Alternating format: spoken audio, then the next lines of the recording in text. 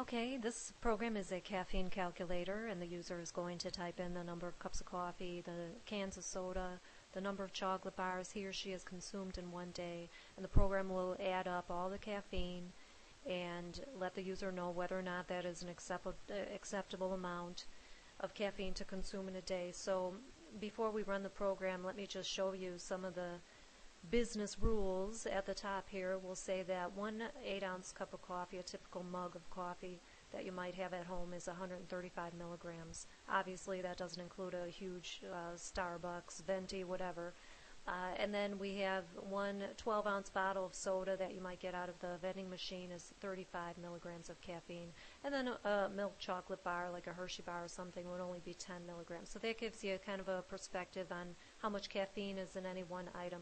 And the recommended intake for an adult for one day is 200 to 300 milligrams. That would recommended and realistic.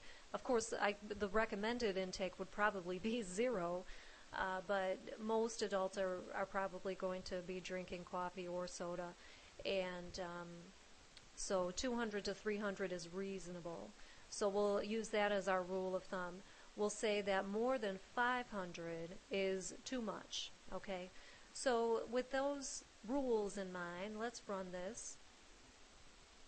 Okay, let's say I am on a health kick and I have not had any of these things. Okay, your total caffeine consumed is 0 milligrams. Your caffeine intake, congratulations, your intake is low. All right. Now, what if I have just a couple of cups of coffee? 2 cups of coffee. Okay, so we have your caffeine intake is acceptable. All right. What about 3 cups of coffee? Your caffeine intake exceeds the recommended dose.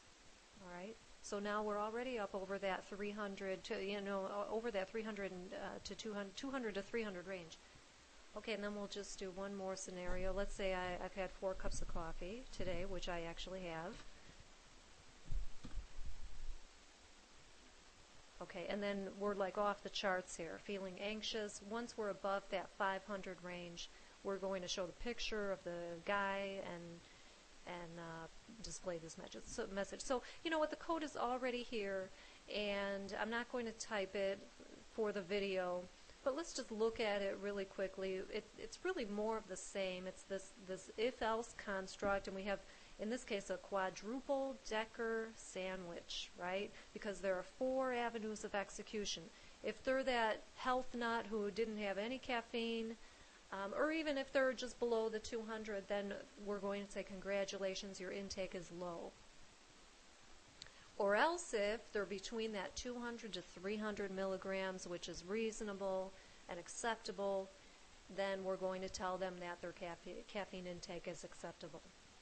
Or else if they're between 300 and 500, they're still above the acceptable range, but they're not, off the charts yet, then we'll just say your caffeine intake exceeds the recommended dose.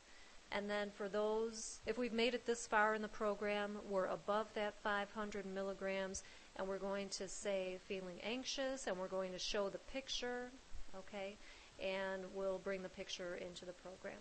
So again, 4 avenues of execution. I know I told you that you should always put the most likely scenario up at the top.